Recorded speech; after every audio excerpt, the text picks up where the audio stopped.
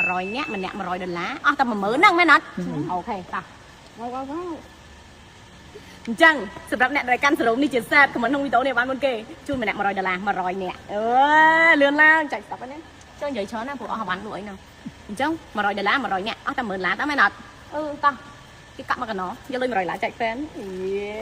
ហើយការវិខ្ចប់ចូលមកសាននេះគឺកាន់តែធ្វើឲ្យអ្នកគ្នាងាយស្រួលនឹងយកទៅលក់ហើយយកទៅតាំងនិយាយចាំអ្នកគ្នាខ្ញុំកាត់បន្ថយការវិខ្ចប់បន្តិចហើយដោយសារតែអីព្រោះតែយើងចង់វាយចេញនៅតម្លៃបោះដុំមួយដ៏សមរម្យហើយអ្នកដែលគាត់ប្រើគឺអាចប្រើបានប្រែនេះគ្រប់មុខដែលមានសម្ពាធ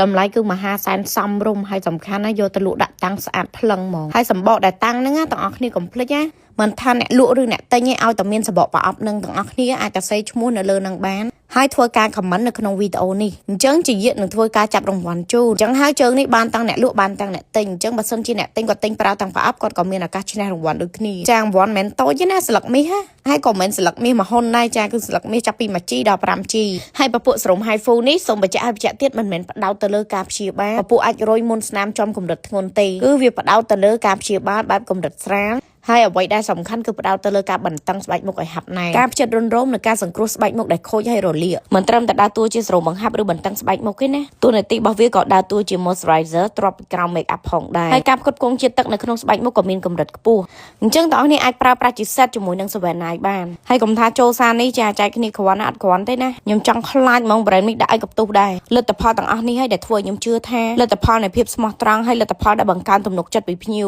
គឺវាអត់ធ្វើយើងងាប់កាឡានិយាយចំគោចំហរបស់ខ្ញុំគឺរស់ស៊ីអត់លក់ផ្លូវរស់នៅអត់លក់មុខ